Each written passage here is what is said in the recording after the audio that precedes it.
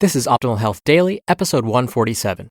17 Tips to Help You Get Leaner and Fitter, Part 2, by Babauta of Zen Habits.net. And I'm Dr. Neil. Welcome back to Optimal Health Daily, or welcome for the first time if you're new here. This is the podcast where I read to you from some of the most popular health and fitness blogs online, acting as your very own personal narrator. Today's post is from Zen Habits, and it's part 2 from yesterday. So if you haven't listened to yesterday's episode, I'd recommend starting there first. Otherwise, this won't make as much sense. And with that, let's get right to the post and start optimizing your life. 17 Tips to Help You Get Leaner and Fitter, Part 2, by Babauta of ZenHabits.net. Overall Assessment. As you can see from my progress on each sub-goal that you heard yesterday, I've been doing great on every account: overall fitness, strength training, running, eating healthy, and staying accountable. I've also added swimming and biking, and I'm having such a great time. A few indicators. 1. Weight. I started at 189.5 pounds and have dropped to 185.5 pounds.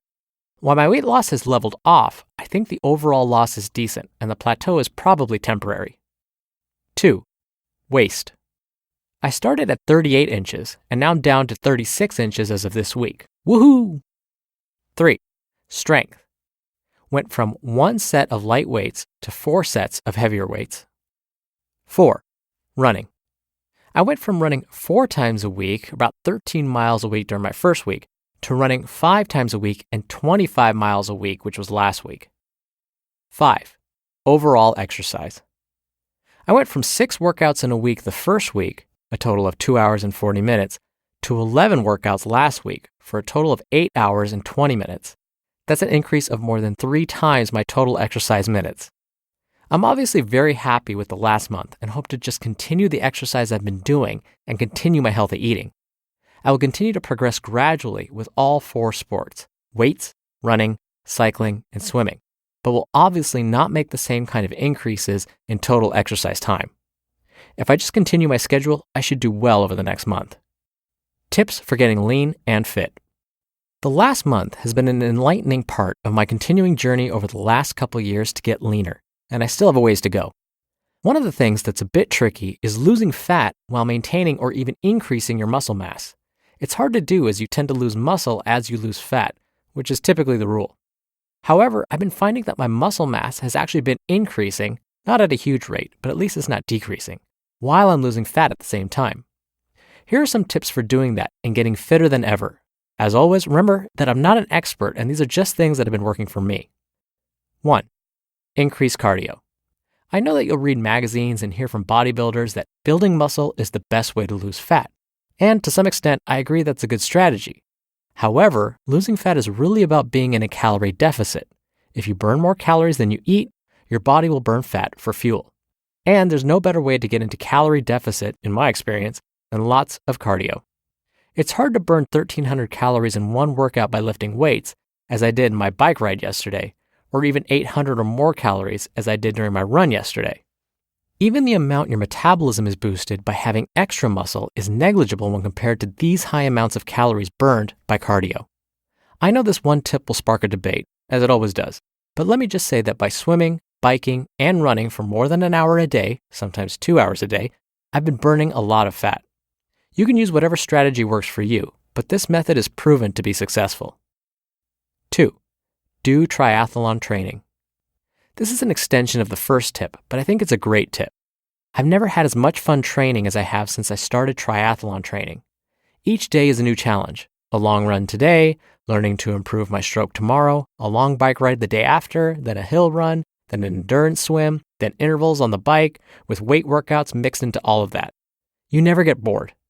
My suggestion is to look for a triathlon near you, maybe 3 or 4 months away. Choose a sprint triathlon to start with. Then, look for a beginner's plan online, something that doesn't start too hard, and slowly begin to build up endurance in each sport.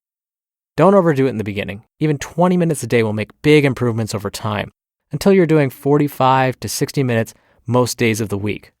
You'll be fitter than ever, and your body will be leaner without a doubt. 3. Lift heavy. This is where I agree with many magazines and bodybuilders. if you just do a lot of cardio, you will lose fat, but you'll also lose muscle. If you lift heavy weights, whether you're a man or a woman, you'll force your body to keep that muscle. Lots of repetitions with light weights don't really do much. You have to work your way up to heavier and heavier weights with fewer reps. Compound lifts are best, ones that work multiple muscle groups like squats and deadlifts and bench press and so forth. Now, if you're trying to lose fat and build muscle at the same time, you won't gain as much muscle as you would if you just tried to gain muscle and didn't worry about the fat. Bodybuilders usually have periods of bulking, gaining muscle with a caloric surplus, and cutting, losing fat with a caloric deficit. You can do this too, but I found that just lifting heavy and doing a lot of cardio will get you leaner. 4. Hear that on tomorrow's episode. You just listened to part 2 of the post titled 17 Tips to Help You Get Leaner and Fitter by Leo Babauta of ZenHabits.net. As promised, I'll read part 3 tomorrow, so make sure you're subscribed to this show in a podcast app of your choice to get the episode automatically. As Leo mentioned, health professionals definitely debate what's going to help a person burn more fat. What we're realizing is each person's body is different, and so that is really what's going to control how much fat an individual will burn. Yes, diet definitely plays a role. Your macro and micronutrient consumption is super important.